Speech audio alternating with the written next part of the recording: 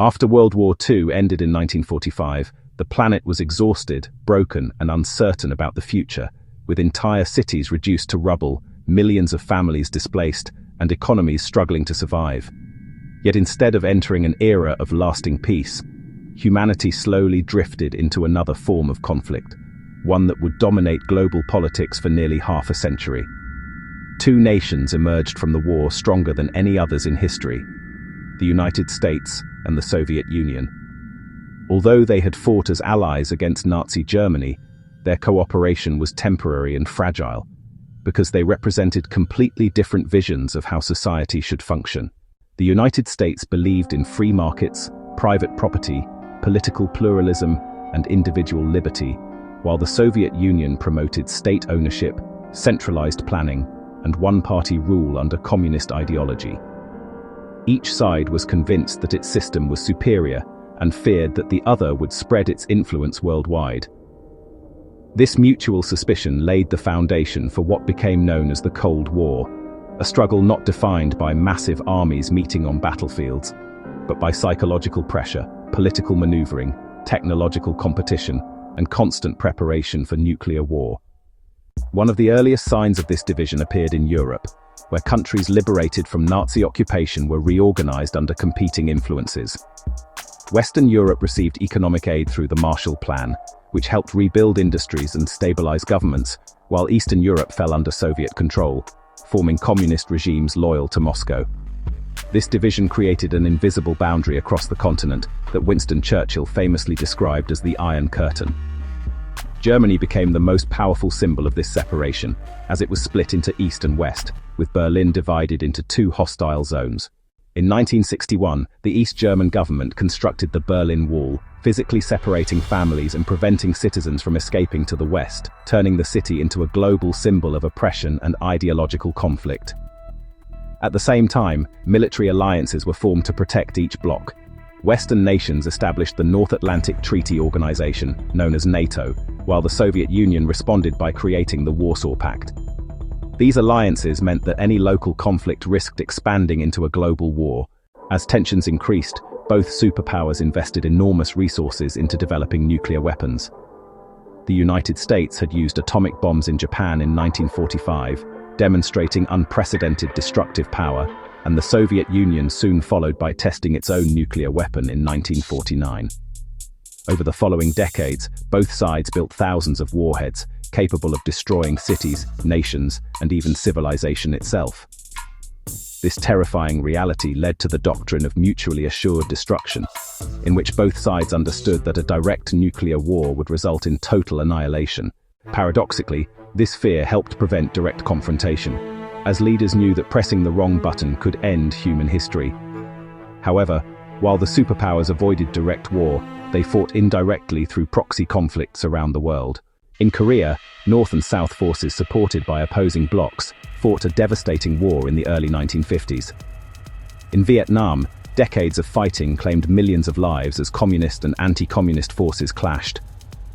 In Afghanistan, Soviet troops became trapped in a long and costly conflict. In Latin America, Africa, and Southeast Asia, political struggles were often influenced or fueled by Cold War rivalries. These proxy wars caused immense suffering among civilian populations, turning regional disputes into global battlegrounds. The Cold War was not limited to military power. It extended into science, culture, sports, and everyday life. The space race became one of its most visible competitions. In 1957, the Soviet Union shocked the world by launching Sputnik, the first artificial satellite. Soon after, Soviet cosmonaut Yuri Gagarin became the first human in space. These achievements pushed the United States to invest heavily in science and engineering, leading to the Apollo program and the historic moon landing in 1969. Space became a stage where technological superiority symbolized ideological success. Meanwhile, propaganda played a crucial role on both sides. Governments used films, newspapers, schools, and radio broadcasts to portray themselves as defenders of freedom, justice, and progress, while presenting their rivals as dangerous and immoral.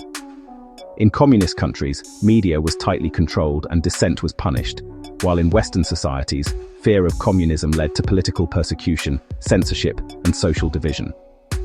ordinary people lived under the constant shadow of nuclear war, practicing air raid drills, building shelters, and growing up with the awareness that global destruction was only minutes away. Despite this atmosphere of tension, periods of cooperation and negotiation occasionally emerged.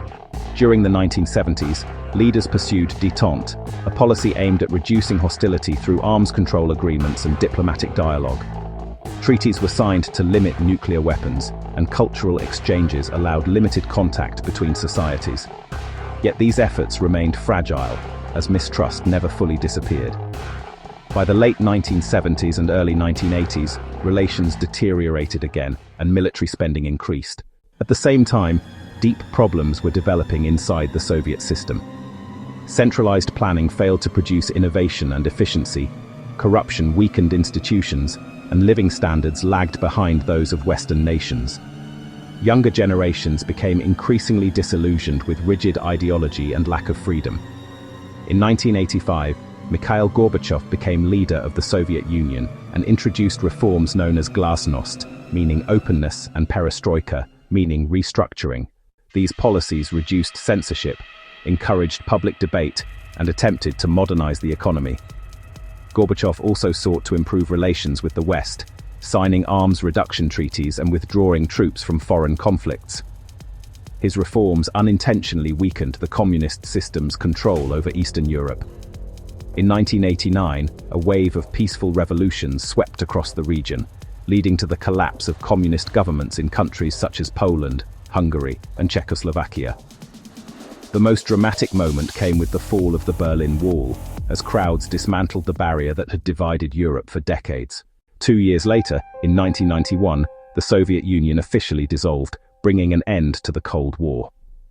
The world entered a new era, no longer dominated by two opposing superpowers, yet deeply shaped by decades of rivalry.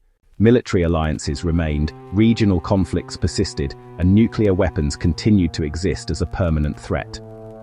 The Cold War demonstrated that power struggles do not always require direct battles, because fear, ideology, and influence can reshape societies and determine the fate of nations. It was a conflict fought through speeches, satellites, spies, and symbols, rather than massive armies, and its legacy continues to influence global politics, international relations, and technological development in the 21st century. The Cold War ended, but its shadow endures. Alliances shifted, technologies advanced, and memories of brinkmanship still shape leaders' choices.